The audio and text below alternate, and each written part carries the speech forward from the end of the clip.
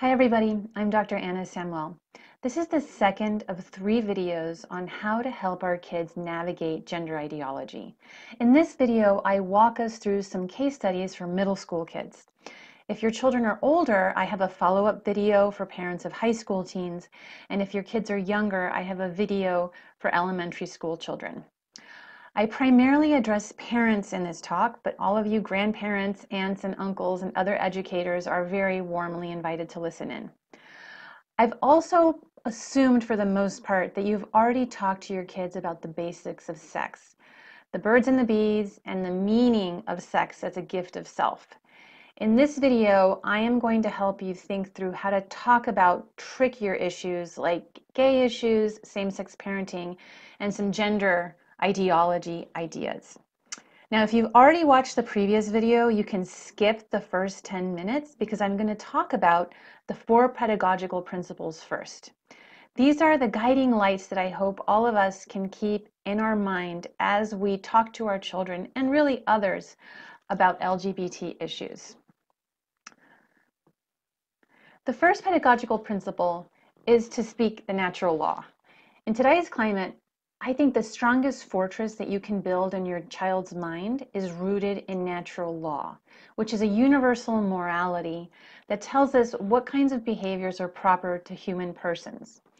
Now, many families talk about sexual teachings in terms of their religion's ideas, which is perfectly fine, but I really want to encourage you to speak in terms of natural law. This is also prudent because often kids, when they get older, they might start to question their faith. This is particularly common during the college years when a kid might temporarily shed their faith in order to later on take it up again as their own. But the natural law can fortify them during that vulnerable time of their life. The second pedagogical principle is to speak intimately with our kids. The ideal is to practice conversational intimacy with kids from a young age. One of the reasons I think parents have such a hard time talking to their children about sex in general, but even more so about topics like same-sex attraction, is because talking about sex is such a deeply intimate topic to begin with. You have to already have built up quite a bit of familiarity and closeness with your kid for these topics to even feel natural broaching. So it's really never too late to start, but the ideal is to start from a very young age. The way you build intimacy is through intimate communication. It's about having frequent one-on-one conversations with them about what's going on in their heart and in their mind. You can ask, what's worrying you today? Or why are you so cheerful? Or what did you think about the party? Anything is game. Friend issues, academic difficulties, issues with family members, personal goals. Really what you want to do is work towards becoming a personal life coach. In my household, our younger children began to nickname our private talks talkie talks. They derived it from walkie-talkie because with talkie talks, we're having this private one-to-one conversation. And they use it as a code word too. So one of my kids will say, Mom, I really need to have a talkie talk. And that's code for, I need us to go private into the bedroom with the door locked so none of my siblings bust in on this conversation. And they love this private audience and they ask for it often. Even when, in my opinion, some of the topics of conversation are rather trivial. Try to give them an audience, even when you think that the matter is not that important, because what you're conveying to them is a deep respect for their interior life, and you want them to lead you into their interior world. One day, when you want to talk about something really important to you, then they're going to reciprocate because you already have this great track record of talking to them about their ideas. As children get older, the talks are naturally going to become deeper and in some cases more serious and surprising, especially when they come talk to you about sexual ideas that they might have been exposed to outside the home. It's really important that you not scare them off with your reaction. Try to stay as calm as possible. In your mind, you might be personally horrified about what they were exposed to, but you don't want them to be afraid to tell you about it for fear that you're going to launch out into some sort of outrage. So try to stay calm. And one trick I've learned is that you can ask them what they thought about that thing that they learned about. Ask for their reaction, and this gives you a little time to sort of get your composure and think about what you think about this situation. Basically, you want to convey a deep respect for what they think and let them lead you into their interior world, and then offer them some ideas on how we can think about this. Also, don't worry if you don't have all the answers. Once they're teenagers, they can ask us some really tough questions. And it's perfectly fine for you to say, you know what, that is a really important question, and I need a little bit of time to think about it. Can we talk about it first thing in the morning? And then this gives you time to consult your spouse or read up on what an expert says about it and give them a better informed answer. This is going to model humility to your child, that you're learning just as much as they are, and it shows them that you consider yourselves co-investigators on these truths.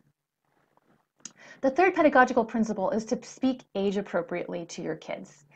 As the parent, you have to develop a kind of sixth sense or a special prudence to speak what is appropriate for their age. Your child is going to clue you in on what they need to know. It's about letting them take the lead, asking questions, and then answering exactly what they have asked you and not embellishing too much more. If they're satisfied with the answer, then leave it at that. But if they're not, go ahead and take them to the next level of understanding until their curiosity is satisfied. All that said, at Canavox, we have developed some sort of guidelines for how much to expose our kids to. Basically, from the age of 1 to 10, you want to expose them to the truth, goodness, and beauty of sexuality and shelter them from confusing examples. It's about establishing a clear baseline of what is good.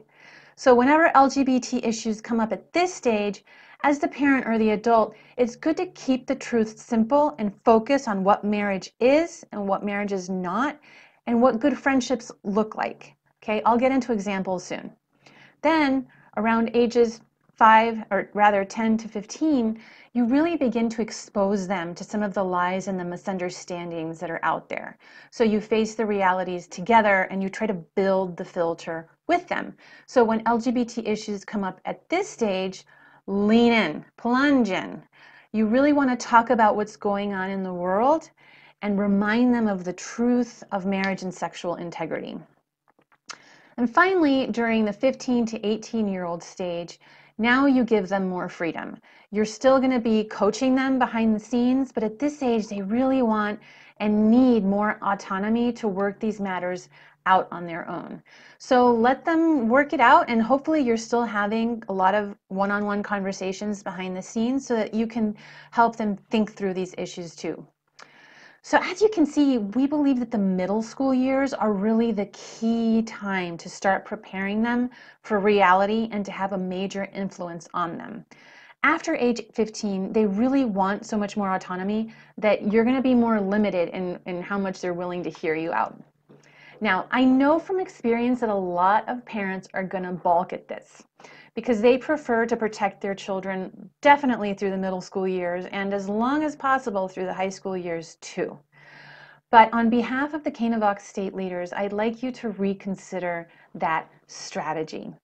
We have a saying among the Canavox state leaders, better a year too early than 5 minutes too late. Basically, when they're young, we really believe it's important that parents speak to their kids first about some of the dark things that are happening in our world before the social environment speaks to them. Also, we found that talking to a 10 and an 11-year-old is much easier than talking to a 15 or 16-year-old in the throes of puberty.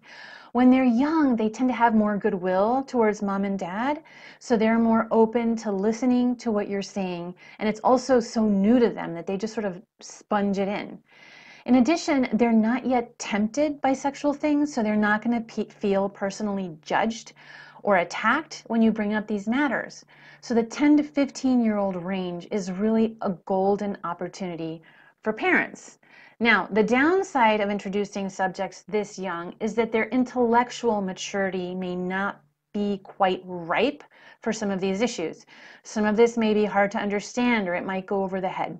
Don't worry, just plant the seeds early so when they're wide open to the truth, and you'll see that as they get older and as their intellect develops, they're going to remember what you said, and the truth is going to flower in their hearts at the right time. Now, my purpose here is not to make you feel guilty if you've delayed speaking to your older children. Don't worry, it's never too late to start. I'm simply outlining an ideal here. The important thing is to start having intimate one-on-one conversations with your kids and build them up slowly. The final pedagogical principle is to practice a kind of moral balance in your conversations. When we're dealing with very tricky moral issues, I think we have to message a combination of ideas involving showing empathy and mercy towards those who do not understand the truth, but also communicate truth and justice to our kids. Most people are very good at the virtues of the left and they're poor at the virtues of the right, or vice versa. Progressives tend to put much more weight into the mercy and empathy side of the equation, and conservatives tend to put more weight into the truth and the justice side. But I'm hoping that you will try to have a well-balanced and complete answer by hitting upon these 4 areas well. Good, so let's dive into the scenarios. Aware, of course, that there's no cookie cutter recipe for what the right thing is to say in each case. My purpose here is not to give you a script, but rather to get your moral imagination going, so when the time comes and you have to answer the question, you've already sort of visualized how someone else does it, and you can apply the pedagogical principles in your own unique way. Okay, I can't stand the boys in my class. I hate school. Or, the girls in my class are so mean. I prefer to just hang out with the guys. Now, this statement may not sound very controversial to you, but it allows us to explore the topic of gender identity and how our children develop a healthy sense of gender. It's important for our children to bond with their same-sex parent and to have close friendships with kids of the same sex. A child who's able to bond with kids of the same sex is subconsciously identifying with kids of the same sex. Subconsciously, he or she will affirm to him or herself, whether they realize it or not, I fit in with the other guys, or I fit in with the girls, or I belong with the guys, or I belong with the girls. Kids who have a hard time connecting with their same-sex peers, or who are distressed over the behaviors that are typical of their gender, may then begin to question their gender identity, or question whether they are adequate as members of that sex. And this can lead to difficulties later on. Now, let me quickly follow up with a disclaimer. I am not suggesting that there's a direct causality here. Okay? Just because your child is having difficulties at school fitting in does not mean that they're going to have a GID, a gender identity disorder. There are plenty of kids who had a difficult time fitting in with their same-sex peer groups at school who had no problems with their sense of gender later on, and vice versa. There are plenty of kids who were Mr. or Mrs. Popularity at school and who later on developed gender identity disorders. The causes of gender identity disorders are very complex, and I do not mean to oversimplify them.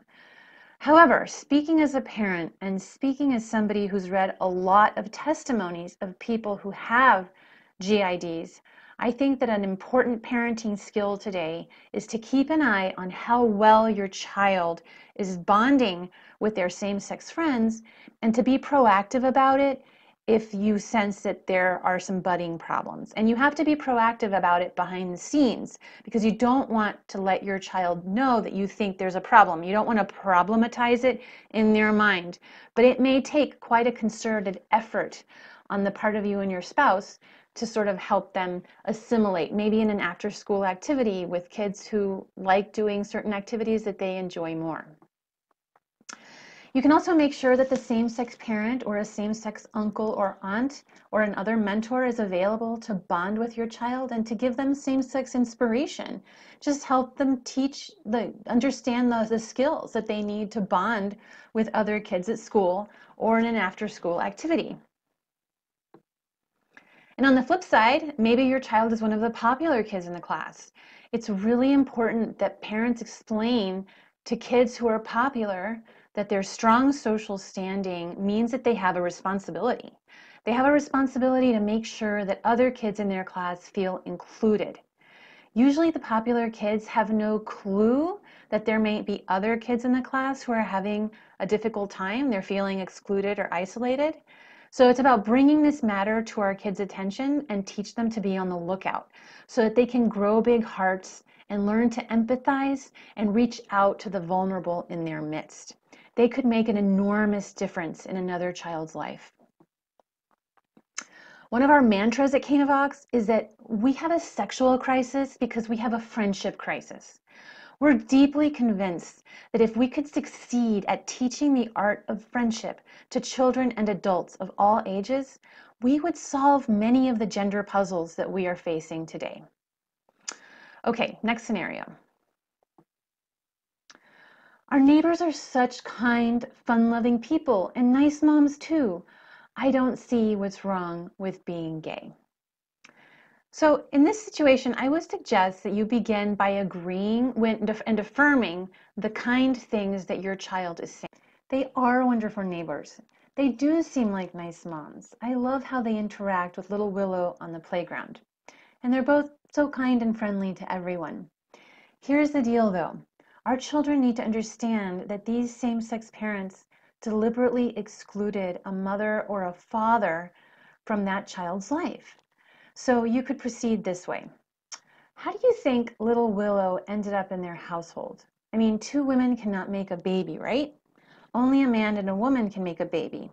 So for little Willow to be there, how do you think she got there? And then let them take a guess, and then you explain it carefully. So Willow could only have come to them in one of three ways.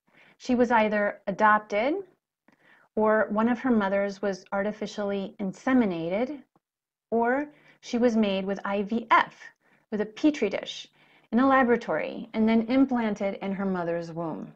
And then, of course, you need to go into what each of these things is.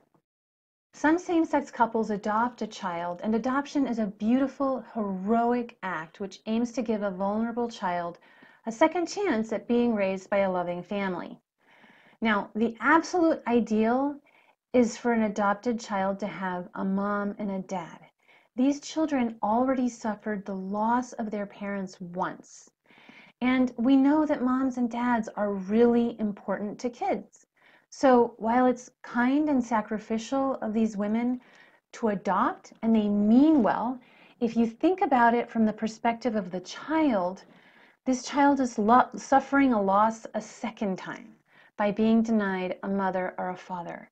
And you can ask your kid, don't you think these vulnerable children should have the best shot possible at experiencing the love of a mother and a father?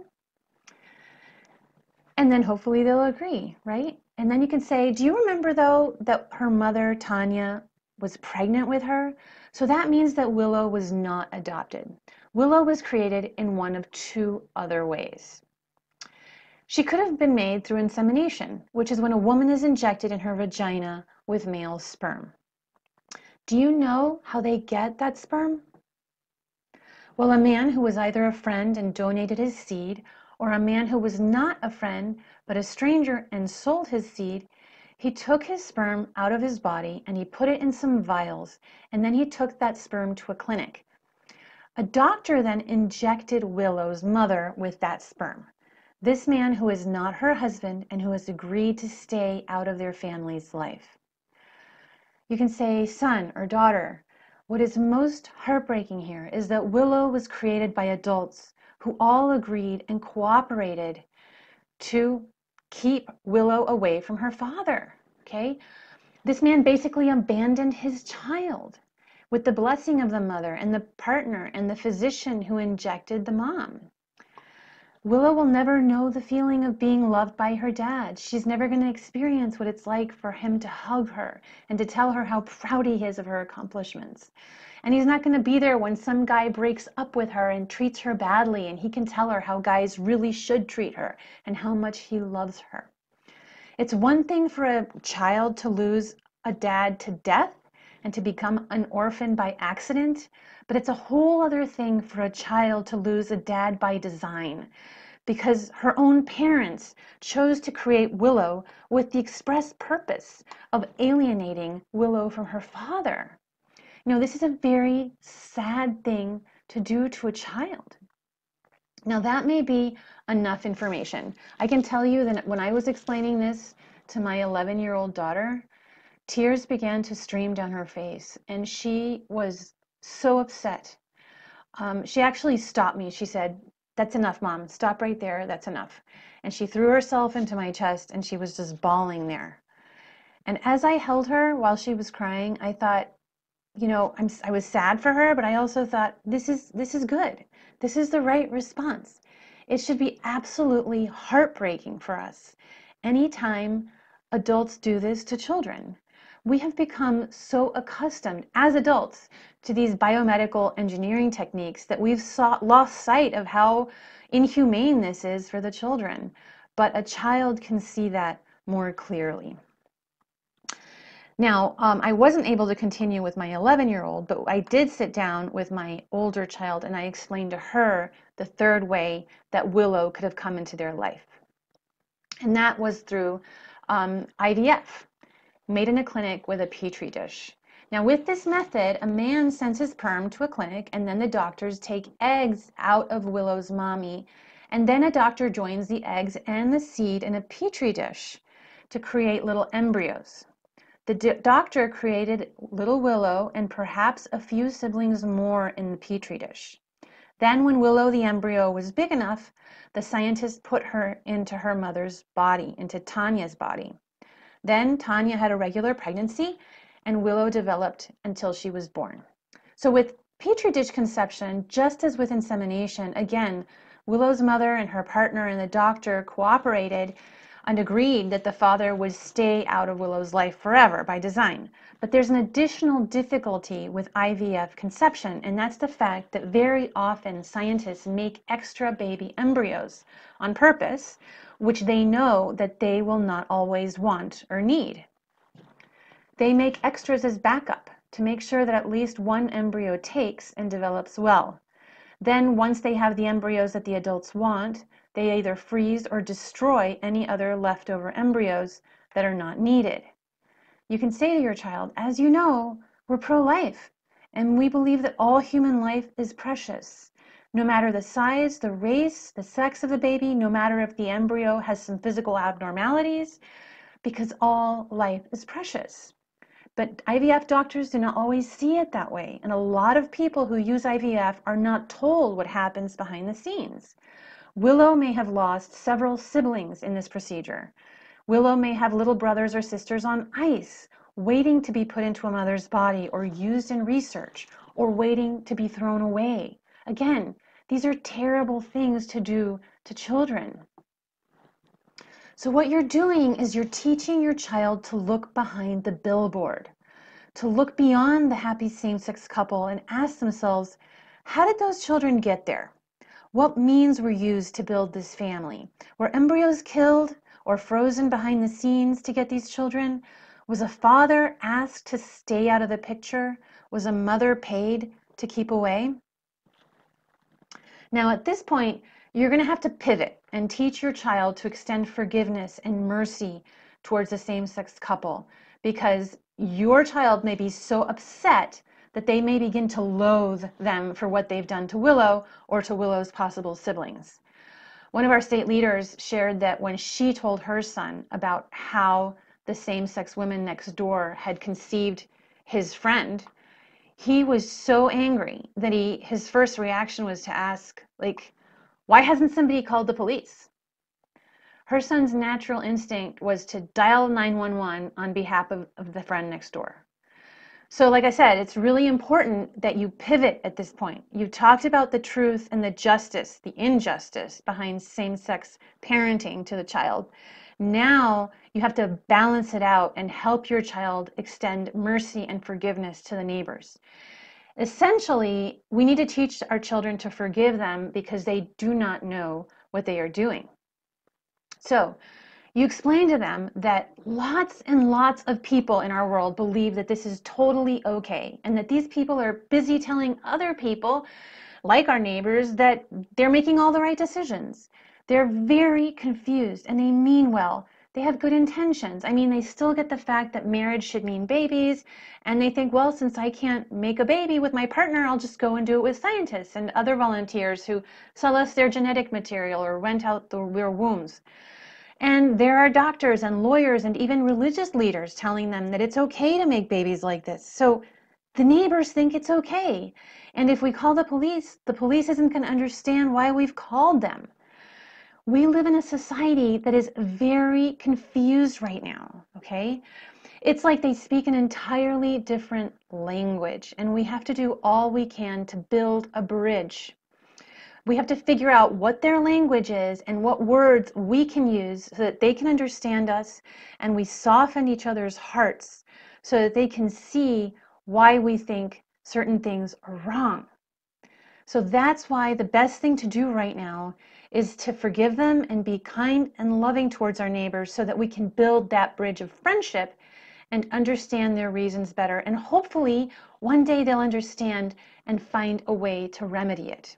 So that's why we love our neighbors, but we cannot turn a blind eye to the harm being done to Willow and pretend that everything is rosy.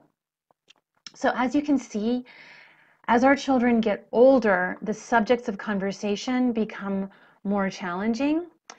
In the next video, we're going to tackle the high school years when teens are ready to hear the full message.